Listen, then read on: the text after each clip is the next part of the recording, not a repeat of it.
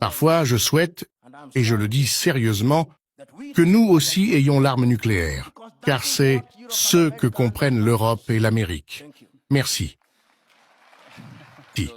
Ceux qui ont été prononcés avant moi. Et rappelons-nous que l'ingérence en Afrique a commencé avec l'esclavage, lorsque l'esclavage avait perdu sa valeur. Elle est passée à la colonisation. Et c'est dans ce contexte qu'il faut voir Berlin. Lorsque les puissances européennes siégeaient à Berlin et divisaient le continent africain en sphères d'influence. Lorsque la colonisation a perdu de son éclat à cause d'une combinaison de réalités soudaines et d'agitations en provenance du continent, nous avons retrouvé notre indépendance. Mais comme le disait John Henry Clough, ce grand Afro-Américain, nous avons retrouvé notre indépendance en imitant les systèmes de gouvernance européens. Et il affirme, à juste titre, qu'aucun pays africain ne réussira jamais sur la base de CS. Après cela, le projet néocolonial a été institué et nous nous souviendrons tous du livre de Kwame Nkrumah, Néocolonialism, The Last Stage of Imperialism, et il y parle du plus dangereux. Nous sommes désormais dans une phase néocoloniale où les puissances européennes sont à leur paroxysme diabolique.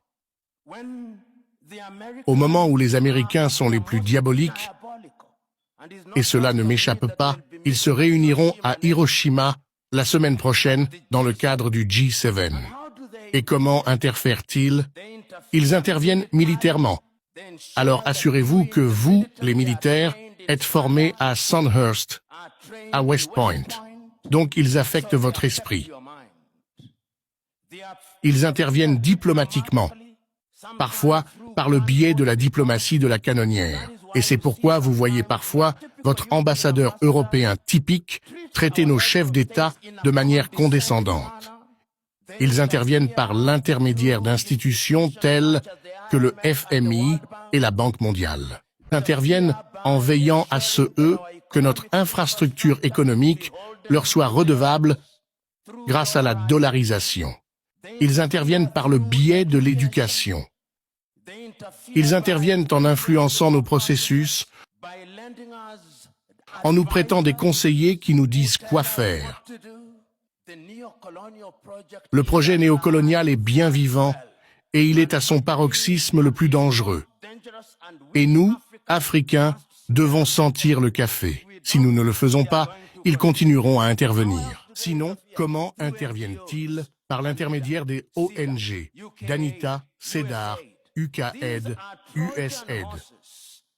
Ce sont des chevaux de Troie qu'ils introduisent dans nos pays dans le but d'influencer nos processus et infiltrent nos institutions. À l'heure actuelle, si vous regardez la Banque africaine de développement, regardez la participation des Américains, celle des Allemands, celle des Japonais, celle des Français et celle des Européens ont fait leur part. Ils interviennent également par un issu d'une nation francophone. Ce sont les instruments par lesquels ils interviennent.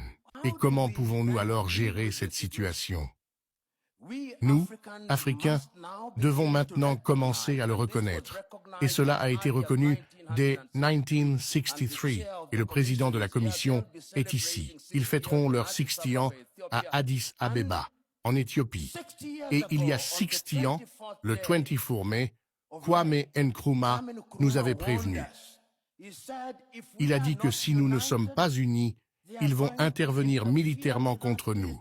Ils vont interférer avec notre économie. Ils vont interférer avec notre agriculture. Ils vont interférer avec notre devoir.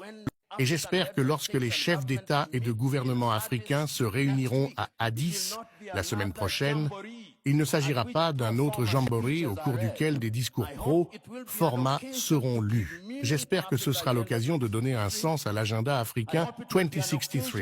J'espère que ce sera l'occasion de donner un sens à la zone de libre-échange continentale africaine. J'espère que ce sera l'occasion de redynamiser la déclaration de Malabo, la déclaration de Maputo, la déclaration de Yamoussoukro. En d'autres termes, nous, Africains, comme je le conclus, devons cesser de fonctionner en silo. Le Rwanda seul ne pourra pas y faire face. Le Burundi, à lui seul, ne pourra pas y faire face. Mais si nous passons par les instances régionales et à terme par l'Union africaine, nous parviendrons peut-être effectivement à faire tomber ce rempart. Et rappelez-vous, il ne s'agit plus seulement de l'Europe. Il y a une nouvelle ruée vers l'Afrique. Les Chinois sont là, les chars sont là, les Qataris sont là. Ils reviennent tous. Et les bases militaires que vous voyez ici vous disent que si vous ne vous comportez pas bien, nous allons recourir à la force. Je souhaite, et je le dis sérieusement, que nous aussi possédions l'arme nucléaire, car c'est ce que comprennent l'Europe et l'Amérique. Merci.